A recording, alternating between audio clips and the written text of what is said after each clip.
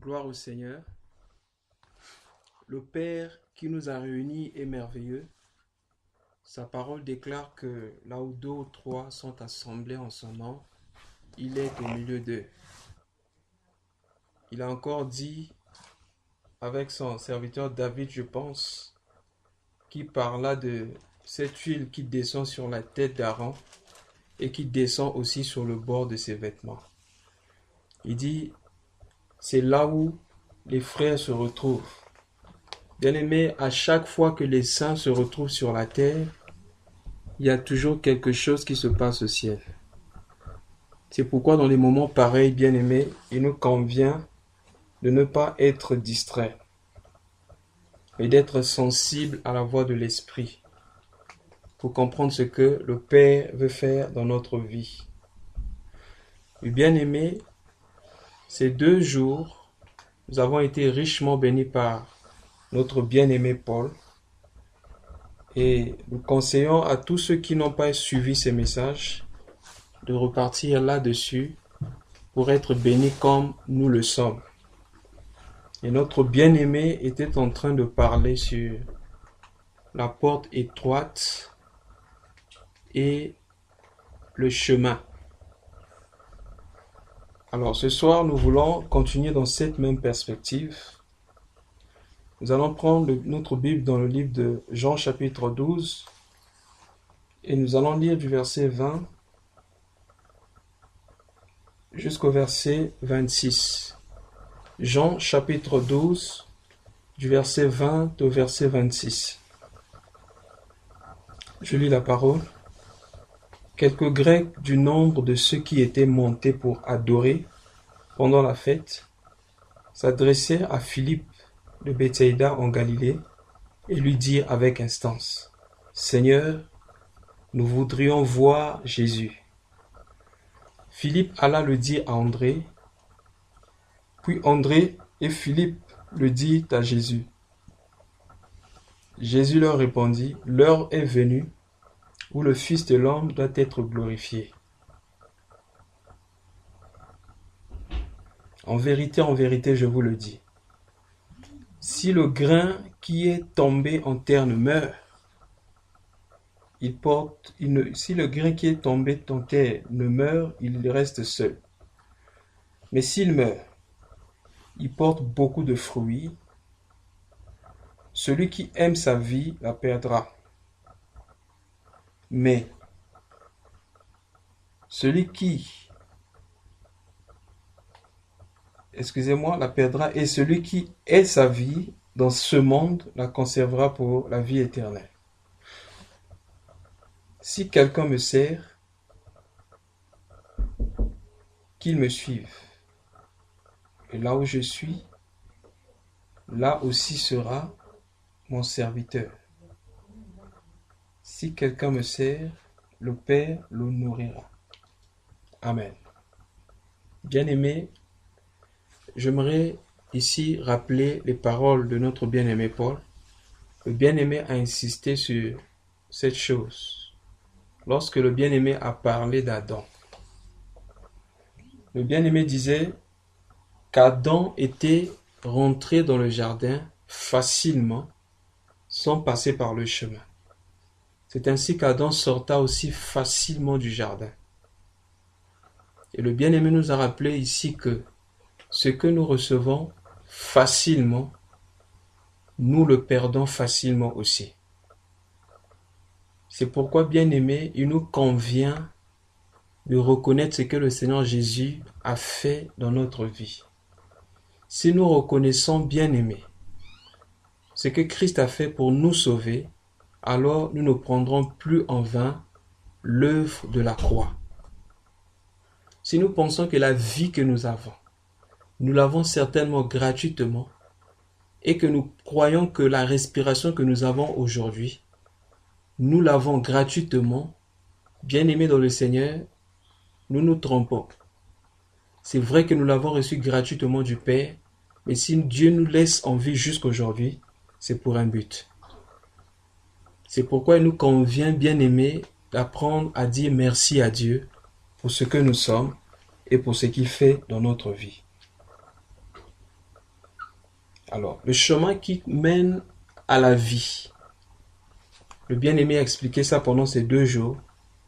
Il disait que ce chemin est un chemin qui est très étroit. Mais le chemin qui mène à la perdition, c'est un chemin qui est très vaste. Donc ça veut dire que pour passer par ce chemin qui mène à la vie, bien-aimé dans le Seigneur, il nous convient d'être petit. Parce que le chemin qui mène à la vie, bien-aimé, c'est le chemin du royaume. Et la Bible déclare que le royaume des cieux appartient à ceux qui sont comme les enfants. Si nous ne sommes pas comme les enfants, bien-aimés, nous ne pourrons pas hériter du royaume. Prenons rapidement Matthieu chapitre 18. Je crois que Matthieu aussi nous parle un peu de ces choses. Prenons un peu Matthieu chapitre 18 et nous allons lire du verset 1er jusqu'au verset 3. Voici ce que la parole de Dieu dit. En ce même moment, les disciples s'approchèrent de Jésus et dirent, « Qui donc est le plus grand dans le royaume des cieux ?» Jésus, ayant appelé un petit enfant, le plaça au milieu d'eux et dit, « Je vous le dis en vérité, si vous ne vous convertissez et si vous ne devenez comme les petits enfants, vous n'entrerez pas dans le royaume des cieux. » Donc, bien-aimé, hier, lorsque le bien-aimé expliquait le chemin, ou encore la destination, c'était d'entrer dans la présence de Dieu. Et le bien-aimé l'a expliqué en disant que lorsqu'Adam pécha, Dieu le chassa du jardin. Mais pour que le chemin bien-aimé s'ouvre, bien-aimé, il fallait la mort. Et le Seigneur Jésus-Christ nous a montré comment, bien-aimé, aller dans ce chemin, aller plutôt dans la vie. Pour avoir part à l'arbre de vie, maintenant il s'agit de mourir. Sans la mort, il n'y a pas de vie. Parce que ceux qui passent par ce chemin, c'est ceux qui expérimentent la mort et la résurrection. Mais pour mourir bien et pour être ressuscité, il faut d'abord commencer par mourir. Et la mort dont on parle ici, bien aimé, ce n'est pas la mort physique, mais c'est la mort par rapport à sa propre volonté. C'est ça, bien aimé. C'est cette mort qui nous conduit à la résurrection. Et lorsque nous naissions de nouveau, bien aimés, nous devenons comme des petits enfants. Voilà pourquoi le Seigneur Jésus a parlé de la conversion. Bien aimé dans le Seigneur, de nos jours, le message qui est prêché, dans la plupart du temps dans les assemblées, c'est un message qui présente un évangile facile. L'entrée dans le royaume des cieux facile, où on dit aux gens, il suffit de répéter une prière, Seigneur Jésus, bien-aimé, il suffit de répéter une prière, Seigneur Jésus, j'accepte d'abandonner mes péchés, etc. Aussitôt la personne est sauvée. Faisons très attention. Vous savez, lorsque nous lisons dans Jean chapitre 8, le verset 32, là-bas la Bible dit, vous connaîtrez la vérité et la vérité vous affranchira. Mais un peu plus devant, au verset 29 jusqu'à 31, nous remarquons que le Seigneur Jésus avait dit cela aux Juifs qui avaient cru en lui. Mais avant de dire, vous connaîtrez la vérité vous affranchira, le Seigneur va dire, si vous persévérez dans mes paroles, vous êtes vraiment mes disciples. Alors vous connaîtrez la vérité et la vérité vous affranchira. Nous comprenons qu'il y a une question de persévérer dans la volonté. Il y a une question, bien aimée, de croître dans la volonté de Dieu et de faire ce qui plaît Dieu. Donc, bien aimé, pour entrer dans ce chemin, pour marcher dans ce chemin, pour passer par ce chemin, bien aimé, il n'y a qu'un seul acte à poser. Et cet acte, bien aimé, c'est accepter de mourir. Parce que ceux qui passent par ce chemin, c'est ceux qui sont comme les enfants. La Bible dit, si vous ne vous convertissez, si vous ne devenez pas comme les enfants, vous n'entrerez pas dans le royaume des cieux. Et le Seigneur Jésus a dit, je suis le chemin, la vérité et la vie. Or, nous venons de lire dans Jean chapitre 12, que lorsque ces gens voulaient voir Jésus, alors le Seigneur Jésus va parler de deux choses ici très importantes. Il dit la première des choses, au verset 24 de Jean chapitre 12, il dit en vérité, je vous le dis, si le grain de blé qui est tombé en terre ne meurt, il reste seul. Mais s'il meurt, il porte beaucoup de fruits. Nous savons ici que le Seigneur Jésus était en train de parler de lui-même. En effet, le grain qui est tombé en terre, c'est lorsque le Seigneur Jésus quitta la présence du Père pour venir sur la terre. Mais étant sur la terre, il était le seul Fils de Dieu. Voilà pourquoi c'est lorsqu'il est ressuscité de mort, après sa mort, qu'il pouvait dire aux disciples, je m'en vais vers votre Dieu, mon Dieu qui est votre Dieu, vers mon Père qui est votre Père.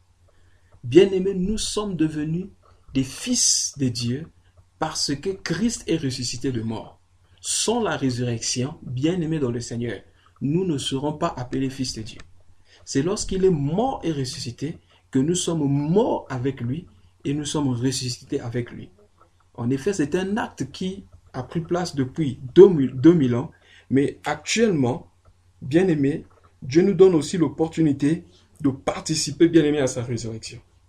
Mais pour participer à la résurrection de Christ, nous devons, bien-aimés, accepter de mourir avec le Christ. Et lorsque nous mourons ensemble, bien-aimés, lorsque nous mourons en lui, bien-aimés, nous devenons une seule plante avec lui, comme cela est présenté dans le livre de Romains chapitre 3 et dans Romains chapitre 6. Nous devenons une seule personne avec lui et nous participons, bien-aimés, à sa résurrection. Bien-aimés, le secret pour passer sur ce chemin, c'est d'être comme un enfant. Alors aujourd'hui, nous allons essayer de voir les caractéristiques d'un enfant. Et c'est ainsi que nous allons comprendre si nous sommes des enfants ou si nous avons l'attitude des enfants. Bien-aimés, je vais répéter ici que le royaume des cieux appartient à ceux qui sont comme les enfants. Alors, lorsque nous voyons, bien aimé, la vie des enfants, ou la vie d'un enfant, la première des choses qu'on peut remarquer, bien aimé, dans la vie d'un enfant, c'est que l'enfant n'a pas l'estime de soi. C'est-à-dire que l'enfant n'est pas quelque chose à ses propres yeux. Bien aimé, lorsque nous devenons quelque chose à nos propres yeux, à nos yeux, nous perdons, bien aimé, cette disposition d'être comme des enfants. Vous savez, l'enfant, comme je disais, l'enfant n'a pas l'estime de soi. L'enfant n'est pas quelque chose à ses propres yeux. Vous savez, le roi Saül marchait avec Dieu. Et pendant qu'il était enfant, je ne suis pas en train de parler de l'enfant par rapport à son âge, mais par rapport à la disposition de son cœur. Pendant qu'il était un enfant, Dieu a fait de Saül un roi. Mais lorsque Saül cessa d'être un enfant, bien aimé, Dieu va chercher un homme selon son cœur. Pourquoi? Parce que, bien aimé, ceux qui sont selon le cœur, ceux qui sont enfants de Dieu, c'est ceux qui sont selon le cœur de Dieu. Voilà pourquoi vous allez remarquer, lorsque le Seigneur Jésus sort du baptême, une voix se fit entendre du ciel. Celui-ci est mon fils bien-aimé, en qui j'ai mis toute mon affection. Bien-aimé, Saül était un enfant. Nous allons essayer de voir les caractéristiques de l'enfantillage dans la vie de Saül. Allons rapidement dans le livre de 1 Samuel chapitre 9. Dans 1 Samuel chapitre 9, nous allons voir ici les caractéristiques d'un enfant. Dans 1 Samuel chapitre 9, le verset, on prend d'abord 1 Samuel chapitre 9, on peut prendre à partir du verset 1er jusqu'au verset 3. La Bible dit, il y avait un homme de Benjamin nommé Kis, fils d'Abiel, fils de Tseror, fils de Bécorat, fils d'Aphiac, fils de Benjamite. C'était un homme fort et vaillant. Il avait un fils du nom de Saül, jeune est beau, plus beau qu'aucun des enfants d'Israël. Remarquez bien, la Bible nous précise ici que le roi Saül dépassait tout Israël de beauté. Je continue. Et les dépassant tous de la taille. Donc Saül était plus grand que tout le monde en Israël et il était plus beau que tout le monde en Israël. Le verset 3. Les ânesses de Kis son père s'égarèrent et Kis dit à Saül, son fils, prends avec toi l'un des serviteurs, lève-toi, va et cherche les ânesses. Il passa par la montagne d'Éphraïm, je prends le verset 4, et traversa le pays de Shalisha, de Shaliska, sans les retrouver, ils passèrent par le pays de Shalim et elle n'y était pas. Ils parcoururent le pays de Benjamin et ils ne les trouvèrent pas. Bien-aimés dans le Seigneur, qu'est-ce que nous pouvons retirer, bien-aimés, de la vie de Saül ici? C'est que Saül, nous allons toucher sa beauté, sa taille après, mais c'est que ici, lorsque nous voyons, ce que nous remarquons ici, c'est que Saül était un enfant qui était obéissant. Bien-aimé, lorsque nous n'obéissons plus au Père, lorsque nous commençons à douter, lorsque nous commençons à cogiter, lorsque Dieu nous dit quelque chose, lorsque Dieu nous envoie quelque part, ça veut dire que nous ne sommes plus comme des enfants. L'enfant ne réfléchit pas lorsqu'on l'envoie quelque part. L'enfant obéit simplement. Voici l'une des caractéristiques bien-aimées de l'enfance. Lorsqu'on est enfant, bien-aimé, lorsque Dieu nous parle, on n'obéit pas. Et excusez-moi, lorsque Dieu nous parle, on obéit automatiquement, on ne réfléchit pas.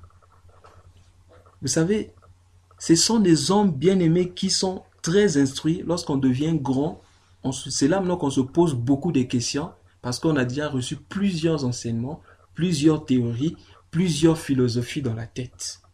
Et lorsqu'on reçoit quelque chose, lorsqu'on apprend quelque chose, du coup, on n'accepte pas automatiquement.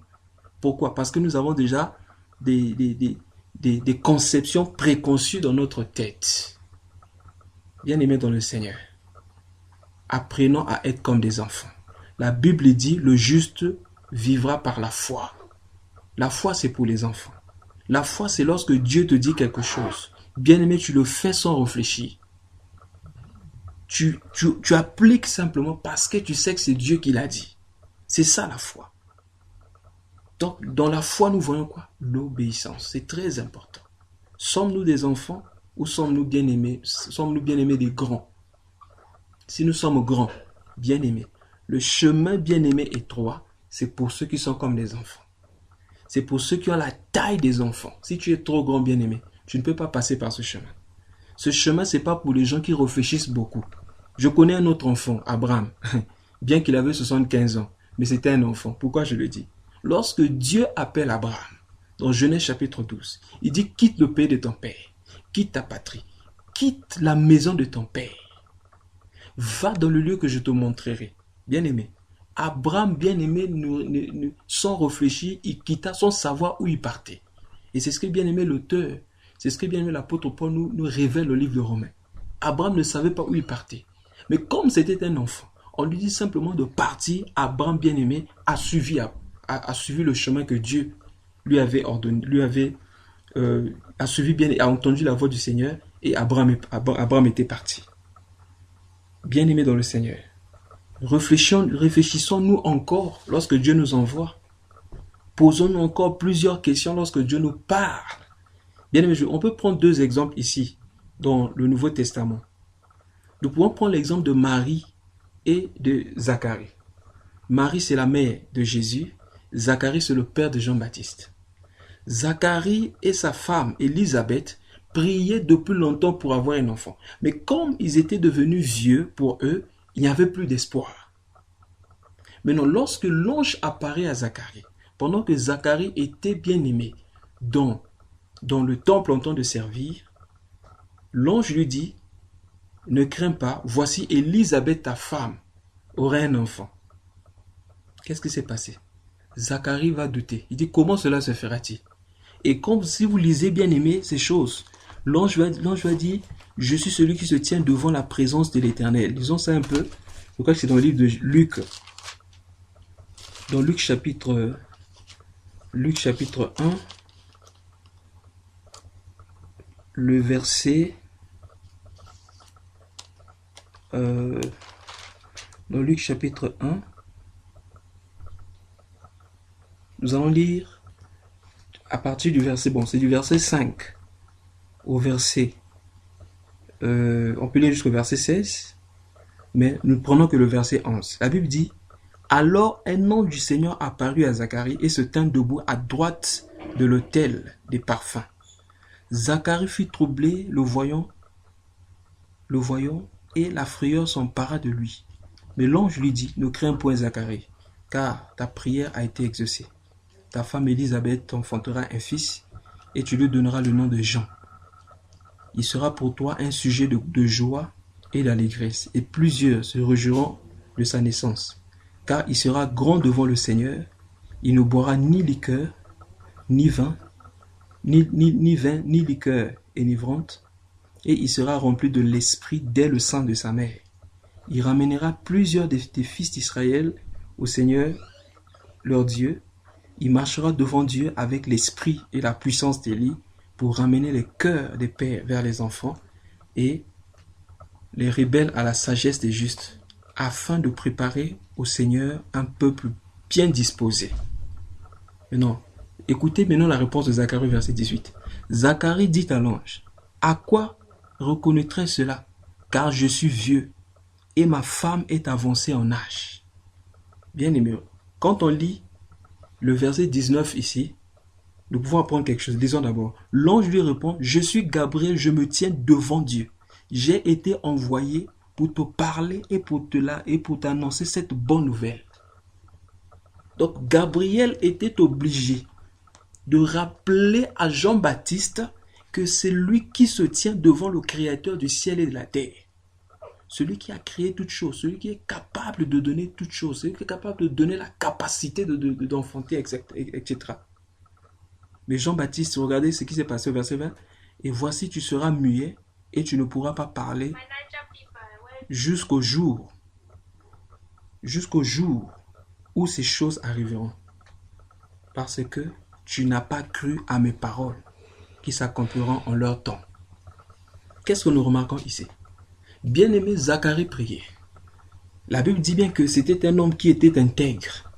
Si vous lisez à partir du verset 5 là-bas, c'était un homme qui était pieux, intègre, et qui était bien-aimé, on va lire ça, irréprochable, verset 6. La Bible dit ceci, 5 à 6. Du temps d'Hérode, roi de Judée, il y avait un sacrificateur nommé Zacharie, de la classe d'Abia. Sa femme était d'entre les filles d'Aaron et s'appelait Élisabeth. Tous deux étaient justes devant Dieu, observant d'une manière irréprochable tous les commandements et toutes les ordonnances du Seigneur. Bien-aimé, c'était un homme qui était irréprochable et il observait les commandements du Seigneur. Mais quel était le problème avec Zacharie? C'est que Zacharie avait cessé d'être enfant. Zacharie avait pris l'habitude bien-aimé de servir le Seigneur. Il s'était habitué avec Dieu. Donc du coup, il avait déjà mis Dieu bien-aimé dans une caisse. Pour lui, Dieu agit toujours comme ça. Et l'ange était obligé de fermer la bouche de Zacharie. Parce que bien-aimé, s'il n'avait pas fermé la bouche de Zacharie, nous ne savons pas ce qui allait arriver. Il fallait que l'ange ferme sa bouche. Mais lorsque le même ange apparaît à Marie, bien-aimé, Marie avait la raison de se poser la question: comment cela se fera-t-il? Je ne connais point d'homme. Parce qu'avant Marie, il n'y avait personne qui avait mis au monde sans le concours d'un homme. Mais par rapport à Zacharie, Zacharie avait comme exemple Abraham. Zacharie avait lu Abraham. Zacharie connaissait l'histoire de Sarah. Mais pourquoi Zacharie a douté? Parce que Zacharie croyait que ce que Dieu avait fait dans le passé, c'était pour les gens du passé. Donc son cas, c'était un autre cas. Faisons très attention. Même lorsque nous servons le Seigneur, nous pouvons commencer, bien-aimé, à devenir grands sans qu'on ne le sache. On peut commencer à quitter, bien-aimé, la disposition de cesser d'être petit, quitter la disposition du cœur d'enfant et devenir grand sans qu'on ne le sache. Parce que, bien-aimé, on s'est déjà habitué avec Dieu. Bien-aimé, Faisons très attention. Ne devenons pas experts dans les choses de Dieu. Chers prédicateurs, ne devenez pas experts en prédication. Chers intercesseurs, ne devenez pas experts en intercession. Gardez toujours l'attitude du cœur de Matthieu chapitre 5 verset 3. Heureux les pauvres en esprit. Ayant toujours la disposition des hommes qui ne connaissent rien, qui cherchent toujours à savoir et qui s'attendent à Dieu, de la façon dont Dieu va agir, pas de notre façon. Souvent, bien aimés, nous ne recevons pas les miracles venant de Dieu. Pourquoi? Parce que nous dévançons déjà la façon dont Dieu va faire. Quelquefois, nous voulons dicter à Dieu la manière de faire. Faisons très attention. On peut devenir comme ça, bien aimé. On prêche toujours comme ça. On fait toujours comme ça avec Dieu. Faisons très attention, bien aimé. On ne s'habitue pas avec Dieu. Zacharie, bien aimé, était devenu grand. Et il était obligé de rester muet pendant 9 mois. Jusqu'au jour où Jean-Baptiste était né. Pourquoi? Parce qu'il avait douté. Bien aimé, lorsque nous commençons à douter des choses de Dieu, lorsque nous commençons à douter de la parole de Dieu, parce que nous voyons à cause des circonstances présentes, c'est la preuve qu'on est devenu grand. C'est la preuve qu'on est devenu grand. Les enfants bien-aimés, que ce soit la bonne ou la mauvaise conjoncture bien-aimée, quelle que soit la conjoncture, les enfants ne s'inquiètent pas. Un enfant bien-aimé continue à avoir confiance en Dieu. Et un enfant bien-aimé obéit simplement. Si Dieu te dit de faire quelque chose, bien-aimé, n'hésite pas, fais-le. Parce que bien-aimé, le miracle se trouve dans la parole. Psaume chapitre 107, verset 19 à 20. Dans leur détresse, ils crièrent à l'Éternel. Il envoya sa parole et sa parole guérit. Bien-aimé, quand je pense à ça, je me souviens de Pierre. Pierre était un pécheur expérimenté. Et les pécheurs savent que le bon moment où il faut pécher, c'est la nuit. Ils ont péché toute la nuit, n'ont plus rien à voir. Mais le Seigneur apparaît le matin. Bien-aimé, faisons attention. Ne cherchons jamais la nuit. Parce que la nuit, on va jamais trouver. Cherchons le jour. Ah oui, le jour, c'est le jour qu'on cherche avec le Seigneur. Pierre n'a rien trouvé. Et quand le Seigneur arrive, il dit à Pierre, après avoir prêché, il a utilisé la barque de Pierre, il dit Pierre, ok, tu m'as donné ta barque pour prêcher, maintenant va dans le côté droit, va dans la profondeur, jette le filet du côté droit. Bien aimé, vous savez ce que Pierre a dit? Pierre n'a pas regardé à son intelligence, à son expertise, à son expérience. Mais Pierre a dit, même si, je paraphrase, même si je suis un grand pécheur, bien aimé, si Pierre était congolais de chez nous, de Brazza, Pierre devait de Mosaka. Bien aimé, Pierre il dit ceci, même si je n'ai pas péché, même si je sais que le bon moment où il faut pécher c'est la nuit, je n'ai rien trouvé, mais sur ta parole, je jetterai le filet. Bien aimé, je vais dire ceci, même si tu vois que le moment où la chose pouvait être possible, même si tu vois que c'est le moment où, bien aimé, la solution devait arriver, là où les conditions étaient dans c'était dans les bonnes conditions, dans les conditions, comme on dit dans le CNTP, les conditions de température, de pression. C'est-à-dire que même si le moment où la chose devait se passer n'est pas arrivé, si Dieu te dit fais quelque chose, tu verras la gloire de Dieu, tu vas voir la gloire de Dieu. Pierre dit, je mets de côté mon expertise, je mets de côté mon expérience, mais sur ta parole, je jetterai le filet. Pierre a jeté le filet et Pierre a pu avoir les poissons. Et il y avait encore un autre enfant, le centenier romain. Oh bien-aimé, le centenier vient voir Jésus. C'est même lui qui a donné, bien-aimé, la méthode de faire à Jésus. Et le Seigneur Jésus était troublé dans son cœur à cause de la foi de cet homme. Bien-aimé, ce jour-là, le Seigneur est resté bouche bée. Et il dit, je n'ai jamais vu une telle foi en Israël. On vient informer qu'il y avait le serviteur d'un centenier qui était malade. Il faut aller guérir ce serviteur. Le Seigneur propose d'aller dans la maison du centenier. Mais le centenier vient voir Jésus pour dire, Seigneur, non, ne te fatigue pas. Ça ne sert pas que toi tu arrives à la maison. Parce que la Bible dit dans leur détresse, il envoya sa parole et sa parole est guérie. Dis seulement un mot et mon serviteur sera guéri. Voilà un enfant. Il était un enfant. Mais nous voyons aussi bien aimer l'exemple de quelqu'un qui nous montre comment quitter de l'enfance, plutôt de l'adulte à l'enfance. C'est Naaman, le chef de l'armée. Cet homme, c'était un homme de guerre, un homme puissant. Il était le second de la Syrie. Cet homme était lépreux. Un serviteur qui travaillait dans sa maison lui dit, si mon Seigneur pouvait se retrouver en Israël, à Samarie, il y a un prophète là-bas, c'est sûr que cet homme sera guéri. Il parlait d'Élisée. Et finalement, Naaman arrive là-bas. Naaman était un peu comme les chrétiens d'aujourd'hui, qui savent déjà comment Dieu doit guérir. Hein? Les gens qui aiment toujours l'imposition des mains. Les gens qui vont à l'église, généralement, vers la fin de la prédication, pour attendre à ce qu'on puisse appeler les gens devant pour l'imposition des mains. Comme disait un homme de Dieu, il y a des gens qui ont commencé à perdre les cheveux au niveau du front parce qu'ils ont trop reçu des impositions des mains à cause de la chaleur de l'imposition des mains. Bien aimé, Naaman arrive chez Élisée. Élisée, connaissant ce mystère, il envoya sa parole et sa parole est guérie. Élisée dit, il envoie la parole par un serviteur, il dit, va aller dire à Naaman d'aller se jeter 7 fois dans le Jourdain. Et comme Naaman était grand à ses yeux, il commença à douter. Il dit quoi? Il y a la Pharpar, il y a tel fleuve, il y a telle piscine. Dans ma maison, j'ai une piscine, etc. Donc c'est seulement cette eau-là qu'il a choisi. Moi, chef de l'armée, je vais aller me jeter dans le Jourdain. Et en commençant, il dit, moi je croyais que l'homme de Dieu allait venir. C'est dans 1 Roi chapitre 5. Il dit, moi je croyais, dans 2 Rois chapitre 5, moi je croyais que l'homme de Dieu allait venir, imposer les mains sur le lépreux. C'est ce qu'il me demande. La Bible dit, il se retourna, il partit bien aimé, tout en colère. Mais heureusement que parmi ses serviteurs, il y avait un serviteur qui était sage. Et cet homme va dire, mon roi, si on t'avait demandé quelque chose de difficile, tu allais faire. On t'a seulement demandé d'aller te jeter 7 fois dans le Jourdain. Fais-le. Et la Bible dit, lorsqu'il se jeta dans le Jourdain 7 fois, sa peau devint comme la peau d'un petit enfant. Et c'est comme ça qu'il a pu voir l'homme de Dieu. Bien aimé.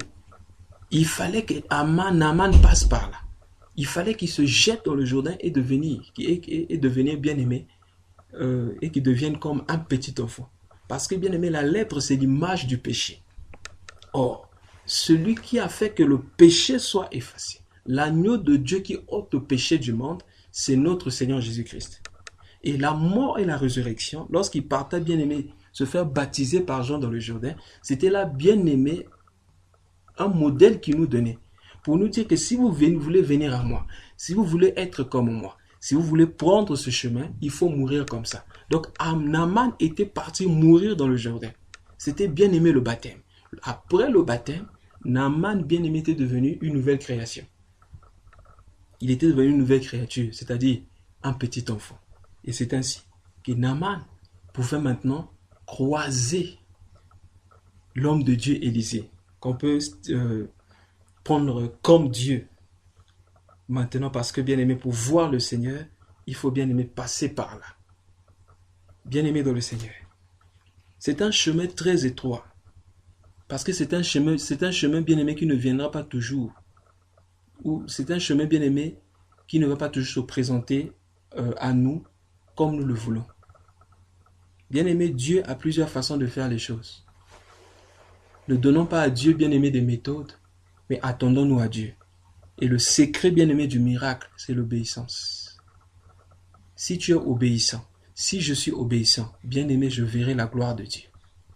C'était là le secret bien aimé. Et Saül, ici bien aimé, comme petit enfant, lorsque le Père l'envoie, bien aimé, nous voyons le zèle de Saül.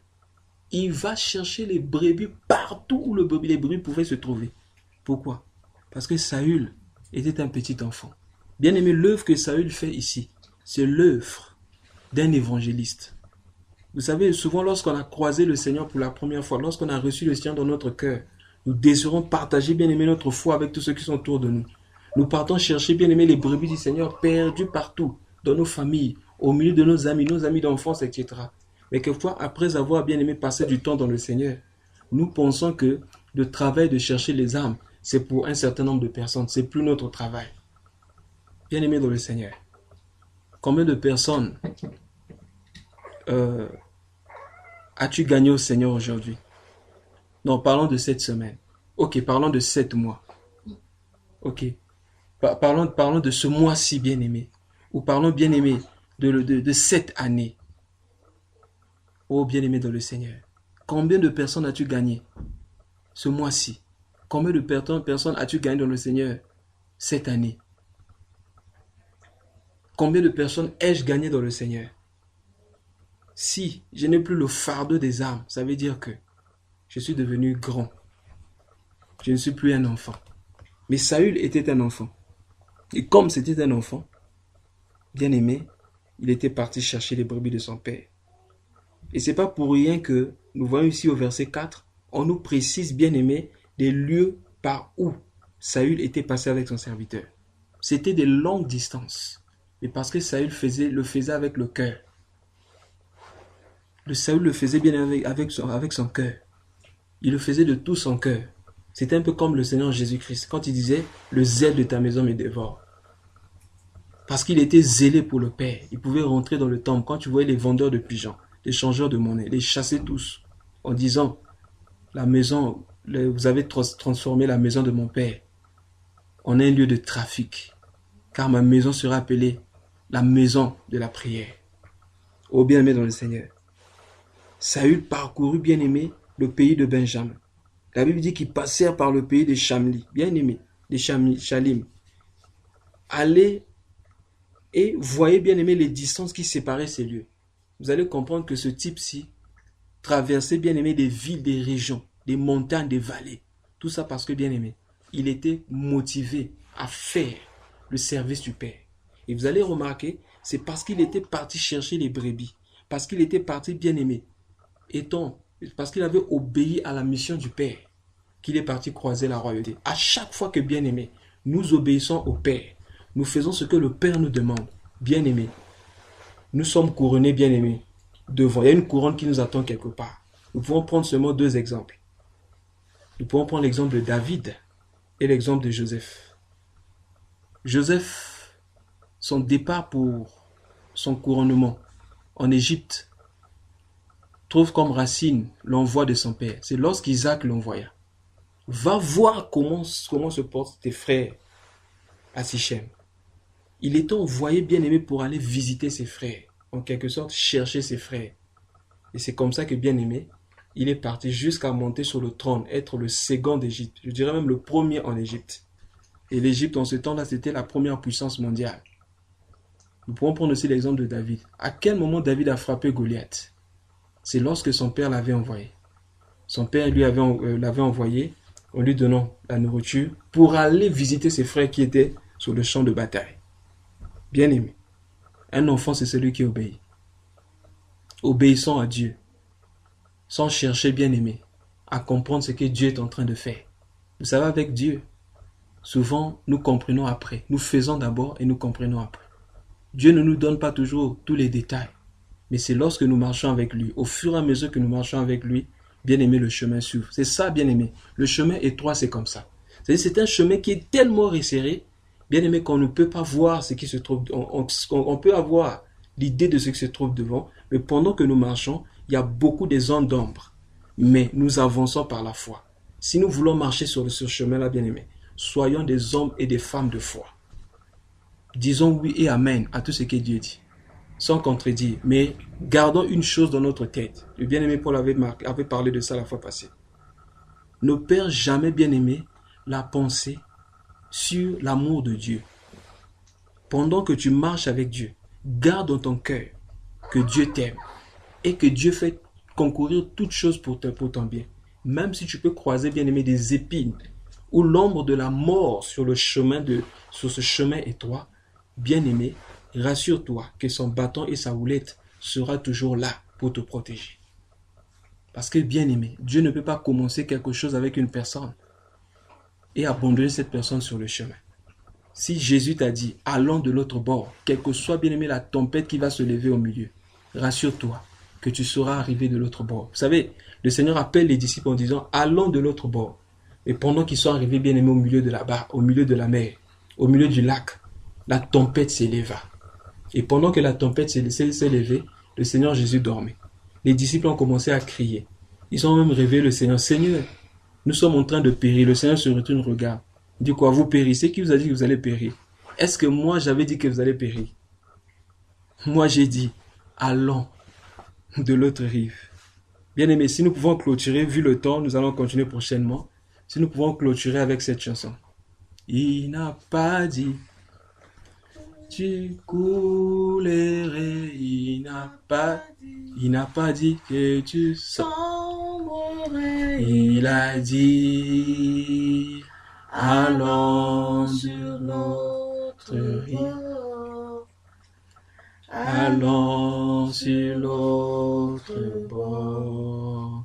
Il n'a pas dit que tu coulerais. Il n'a pas dit que tu sombrerais. Il a dit, allons sur l'autre bord.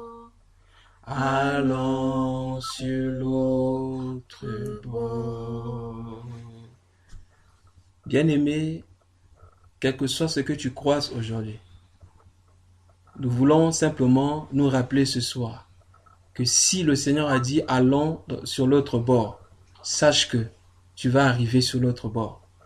Quelles que soient les tempêtes, l'opposition que tu croises maintenant, même si tu vois le contraire de ce que Dieu t'avait dit, bien-aimé, prends courage. Le Seigneur est avec toi. Et sois simplement obéissant. Que Dieu nous bénisse. Amen.